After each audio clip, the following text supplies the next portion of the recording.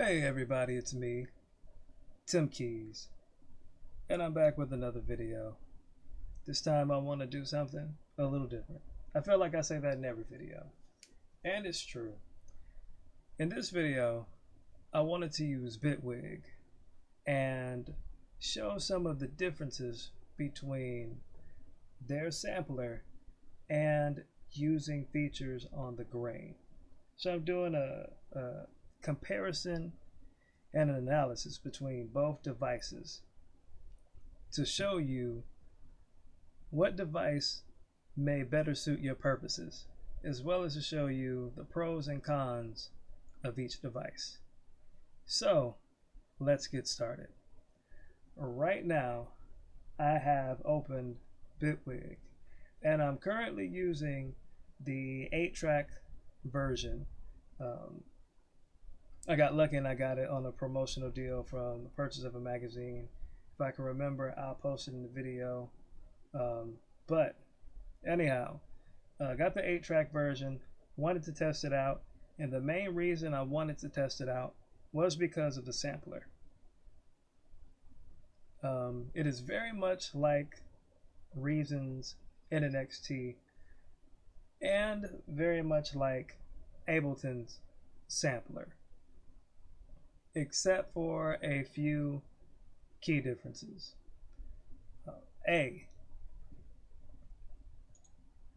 In this device, you can use the sampler as a standard playback device. So right now I have just a basic sample loaded in. I don't know how loud that is, I'll turn it down.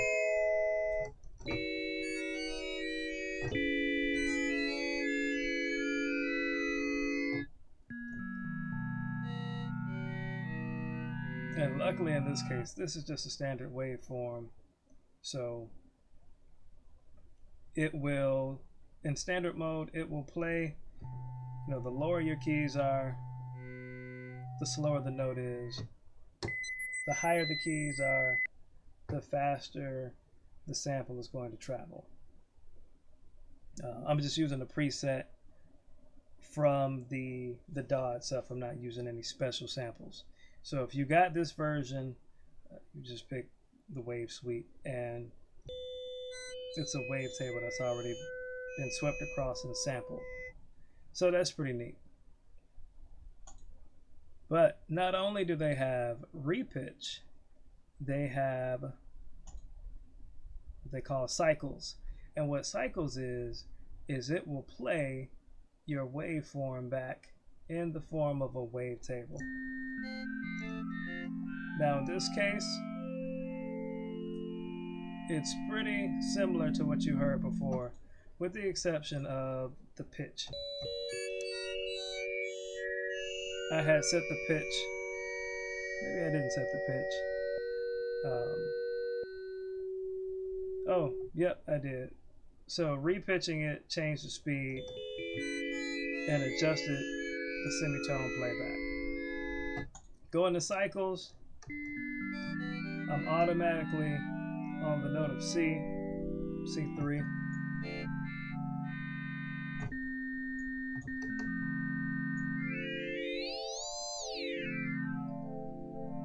And I get to adjust these parameters. Because it's in wavetable mode, let's see what happens if I loop it. There we go. Hope that's where the loop starts. I won't go too far ahead of myself.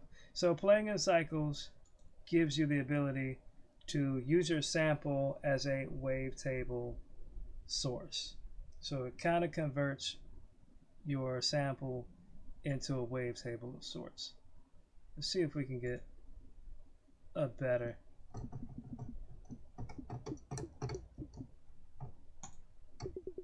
There we go.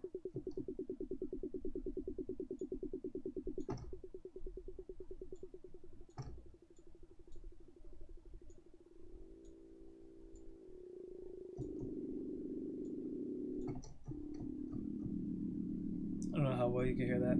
Let's turn that up. see if that's any different from the repitch. Interesting. Nope. And I apologize, I'm using this for the first time. I just wanted to shoot a video on the fly. Just to kind of give people a sense of how this thing works. For anybody out there that is really familiar with how the wavetable feature works, if I don't figure it out in the next 5 minutes or so, please feel free to leave some tips in the comment section. It would be appreciated. All right, but cycles.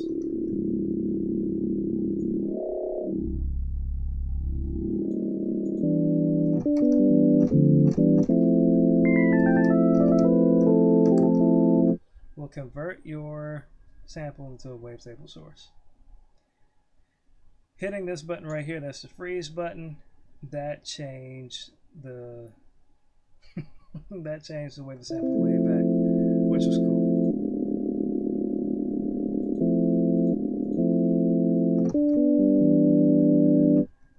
This button right here will, interesting, that says playhead loop modulations. It says RAM, but okay. Playhead loop modulations. I don't know if it's actually pulling the sample from the RAM. I know Ableton has that feature where if you select RAM, it will, for that patch that you create, it will set your samples to be pulled from the RAM, which is pretty cool.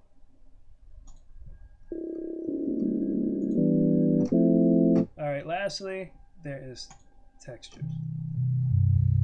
And what textures does is it turns the sample source into a granular playback device, which is nice.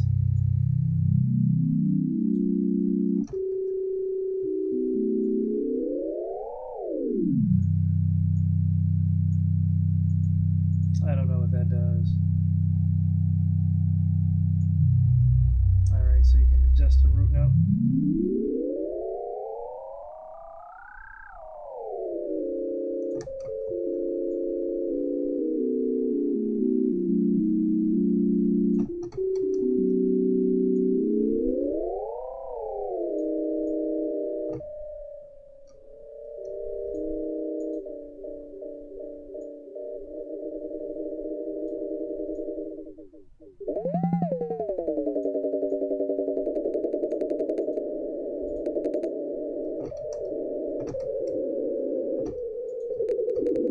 All right, there's enough of that. So this sampler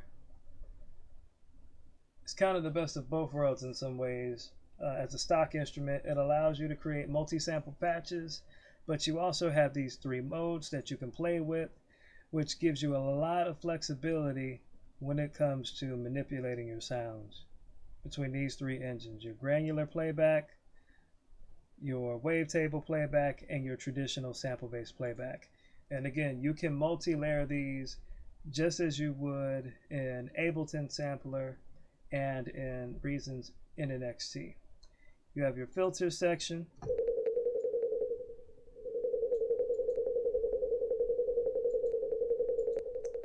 Band pass, low pass, high pass, and notch. Yep.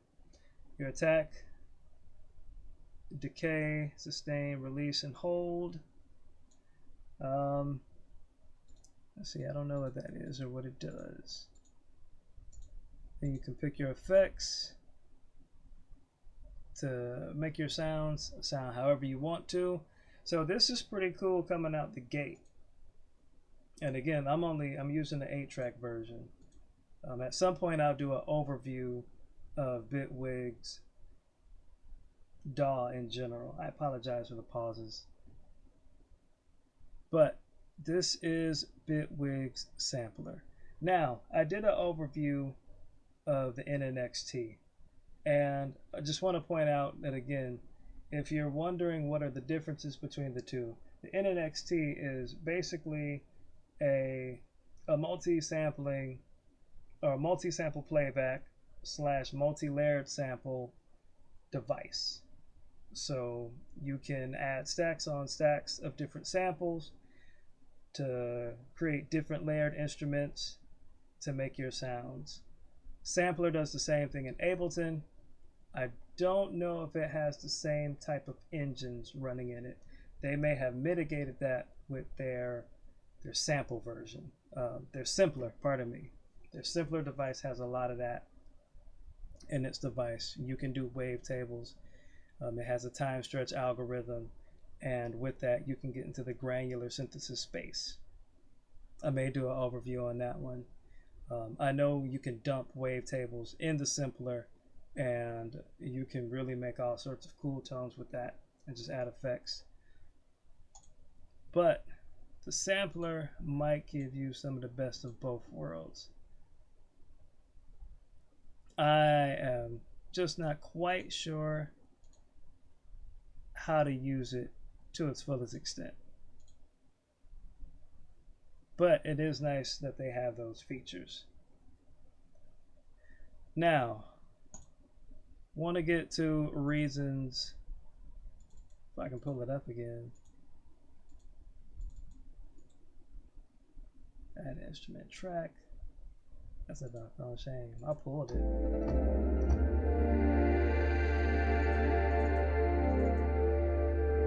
It's playing. There we go. All right. So now here's grain. Grain is Reason's basically one-shot sample granular synthesizer, all in one deal. And although you cannot do multi-samples in this device, it does have a lot of cool features. As you can hear right now, play the sound.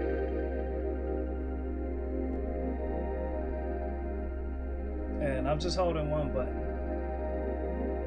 and it's making a pretty neat sound. And it's got its effects on it. Let's make it dry. See what it sounds like.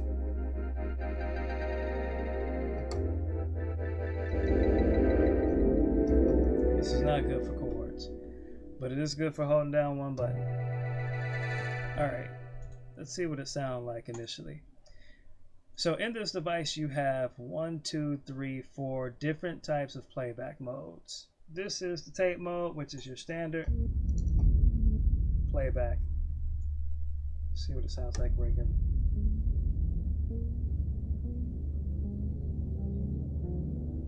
Oh my word. Let's not do that. Let's play it here. There we go.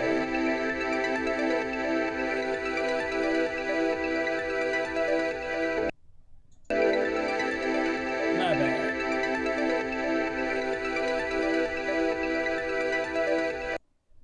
So you got that.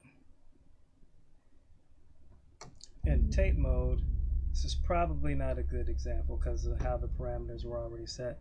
But basically, if we were in tape mode, it would play back just like this. What you heard if I hit the preview. And without doing anything extravagant, you know, it'd be like your standard playback sample device.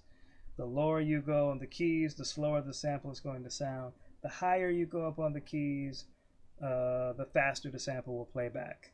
And you can crossfade or loop your crossfade using this button right here, and that will help you to eliminate some of the pops as it loops. All right, let's see. I am going to reset this device, see if I can locate my samples.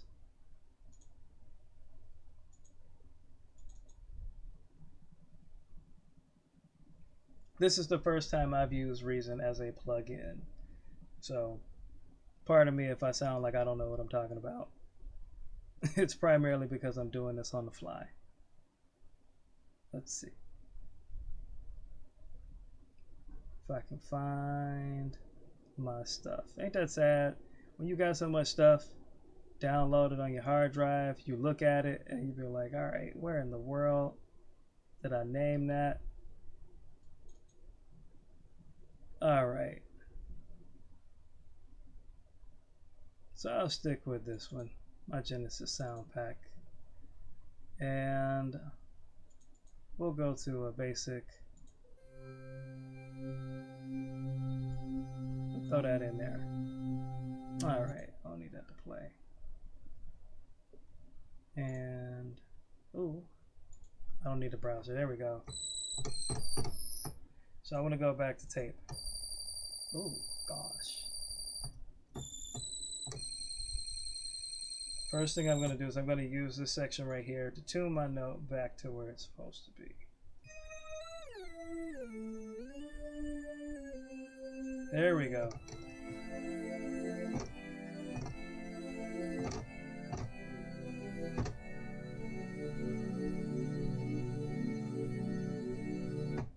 So I got that. If I wanted to, I could use this to adjust the speed of a playback. Jitter doesn't do a whole lot in this mode. You can also use this if you want to, oh my word. Only available when you use Reason as a standalone program. What type of blasphemy is that? You could have at least allow the ability to edit your sample in the device. That's all right. So you can't edit the sample unless you're in the DAW itself. Dear Reason, you have to do better with your products and taking care of those type of issues. Spend $400 on a product and you can't do something as simple as edit your sample because you didn't think enough to code the behavior to do such.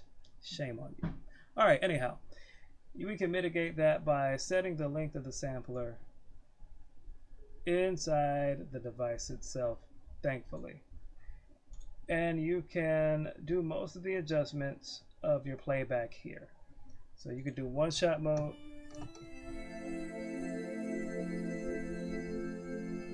And then just play it once. You could do a freeze. Oh gosh.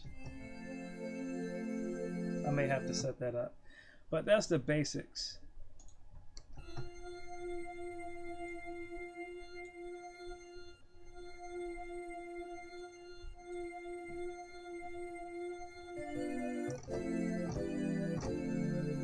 So there's that. You got your pitch, you got all of these different tunes. Octave, semitones, tune, keyboard. Use this for your filter. You do have some good filters. In my opinion, I think the filter, even though there aren't a lot in this device, the low pass filter, especially these two, gives it a very rich tone and can take some of your digital samples and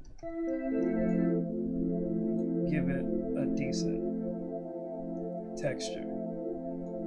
Just my opinion. Sometimes it could also make your sound a little muffled, depending on what your sound source is and how you program it to taste. So there's that. Tape is fairly straightforward in its playback. Let me see. I had it set up so that if you do the freeze and you use your mod wheel, let's see if I can do this. The position. There we go. There we go. So you can modulate this. If you set it to end freeze, put your mod wheel on the amount, set it to position, turn this up. Now I'm scratching. It's not fully like using a record.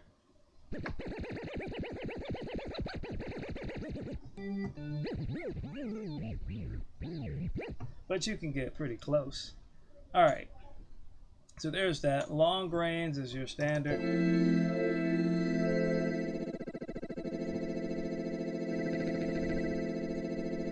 Granular playback. 1 2 3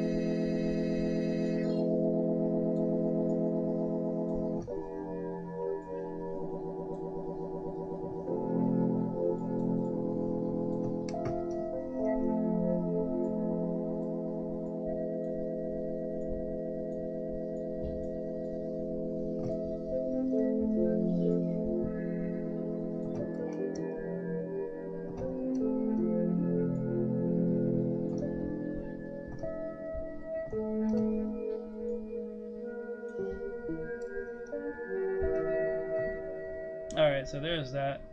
I'm not really using this to its fullest extent, and I'm pretty sure there are guys out there that have really mastered this that could do some really cool stuff. The grain oscillator. I do like the grain oscillator because depending on your sound source, you can take. Sheesh. I'm not going to do it right now. You can take something like a drum playback type of device, and it will almost you can kind of convert it to a wavetable. I know that's not the initial intention of this device, but it can be done. Let me see if I can find some sound sources that might do that. See how far I can push it. Loops.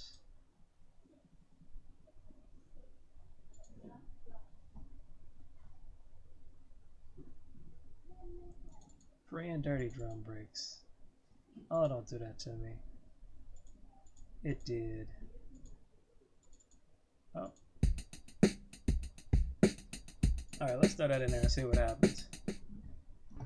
There we go.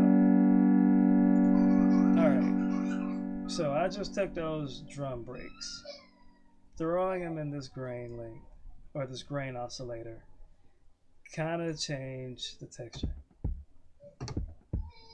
We went from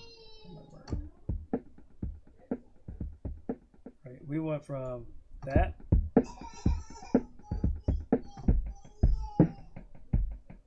which is pretty neat in and of itself, to putting this grain oscillator. Gonna get out of and freeze and do a basic loop.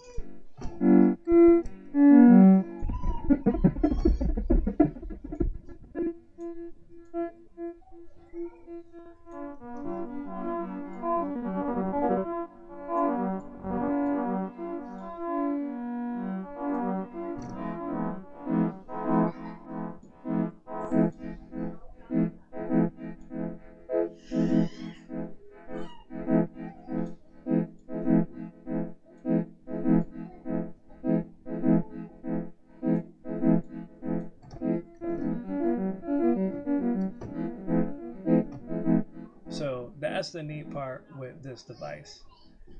Being able to take an instrument and sound and pull some harmonics out of it and get some tones that way. Then there's spectral grains. Spectral grains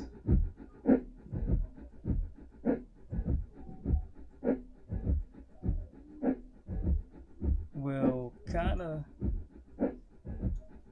let you adjust the harmonics of a tone.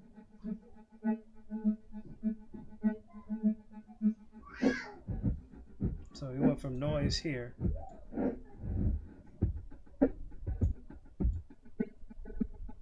right?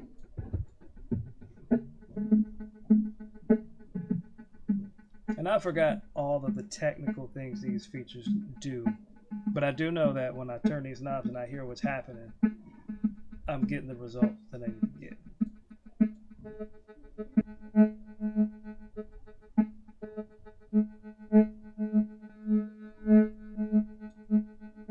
So now I got a rhythm. I had rhythm. I had rhythm for a split second.